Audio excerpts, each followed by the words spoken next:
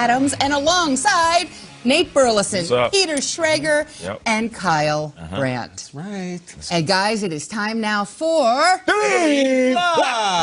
Yeah. Let's go to Chicago. Let's do it. Where after a 6-game losing streak, this is actually remarkable. After a 6-game losing streak that appeared all was lost for the Bears, Chicago is alive and well. They need either a win against the Packers, at Soldier Field though, or a Cardinals loss in Week 17, and then they're in the playoffs. And it all happened in those weeks with Mitch Trubisky. He's back. He's back. And he was at the helm for all of it. So it's pretty remarkable stuff by the Bears quarterback. Peter King interviewed Bears head coach Matt Nagy this week. And here is what Nagy had to say about his quarterback. Quote, "I believe in my heart of hearts that being benched put him on a mission. I told him that day that what feels like the worst day of your life could turn out to be the best day." Aside from the idea, I completely agree with Nagy. Right. Like, good job by Mitch, embracing all of that. In it, so guys, there are so many layers to unpack here, and I'm interested in what all of you, of course, have to say. Bears, Packers, don't forget Green Bay's playing for the bye. So let's fill in the blank. Okay. Another little game to start us off. Okay, we love games here. Want to play a game? A Bears win in Week 17 would mean what, Kyle? It would mean everything. It feels like destiny, even. And not only that they can win and in, but they do it against this bully, this nemesis, and this Packers and Aaron Rodgers.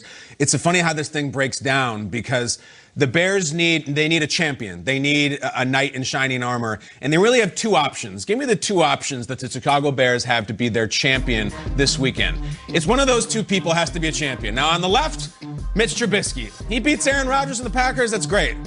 On the right is John Wolford of the Los Angeles Rams, who can also be the Bears champion by beating the Arizona Cardinals. Now, it might be both of those guys, but it cannot be neither.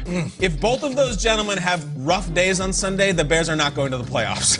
Wouldn't it be just so much easier if Mitch and the Bears and Khalil and Akeem and Roquan said, enough, I'm sick of it. Go back. Last time the Bears won a division title, 2 years ago, it was 2018. They had a late season game against the Green Bay Packers. Let's take a look at it. It seems strange. Remember Khalil Mack sacked Rodgers with his back? This was all coming up Bears. Mike McCarthy had been fired. Joe Philbin was the coach on the sideline for the Packers. A lot has changed since then. I bring it up because you can do it. You can beat Aaron Rodgers. It's possible. I know it's almost impossible during this era in this world. You can do it. And do you want to do it, or do you want to rely on John Fulgham of the Los Angeles Rams? Wolford. John Fulgham, John Wolford. What is his name, Wolford. Peter? John Wolford. I think that makes my point. Yeah. Do you want to rely on a guy named John? Now listen, I will say this, Bears fans. I spent some morning watching Arizona Hot Shots tape. This guy can flick it. Here we go. Arizona Hot Shots. I was watching Wolford, Arizona Hot Shots. I'm telling you, they got something here. But I would just love it if Mitch Trubisky could take care of this thing and beat 12. The worst thing that the Bears have to go through is that the Packers have a lot to play with, and they want that bye so bad, and Rodgers is going to be out for blood. Do something about it. You're at home. It's your division rival. Win and in. I am so with you on the need to just win and not rely on Wolford. And it's not because Wolford can't play. It's like Bears fans beating Green Bay in a win and in, I don't know if it's happened this generation, right? I honestly don't. And last year we started the NFL season in Chicago. A lot of us were sent there. It was the NFL's 100th year, and it was like, this is the greatest rivalry in the sport, the Bears and the Packers. And my cynical face the whole entire time we were hyping up Bears-Packers as a rivalry is that in my lifetime, it hasn't been. Terrible. In my lifetime, it's been Favre and Rodgers and just dominating the Bears. And maybe there's been some pockets here and there where the Bears won the division and they got to a Super Bowl, but it was just in between long reigns of dominance. If the Bears can beat the Packers and not only get in the playoffs themselves, but get that playoff game, NFC Championship perhaps, not in Lambeau, it affects Green Bay in such a huge way. I feel like if the Packers are the 1 seed and they're in Green Bay and they get the bye and Rodgers is smoking a cigar this week, watching football next week, it's a whole different story. But if the Bears can get in and they were the ones to knock Green Bay down, they're suddenly the hottest team in football, a ton of momentum, and they have a giant chip on their shoulder off their back that they just can't beat the Packers in big games. So many Week 17s, Rodgers has come in and beaten teams in the NFC North. I remember Randall Cobb had that big catch against the Bears a few years ago in Soldier Field to win the division, killed.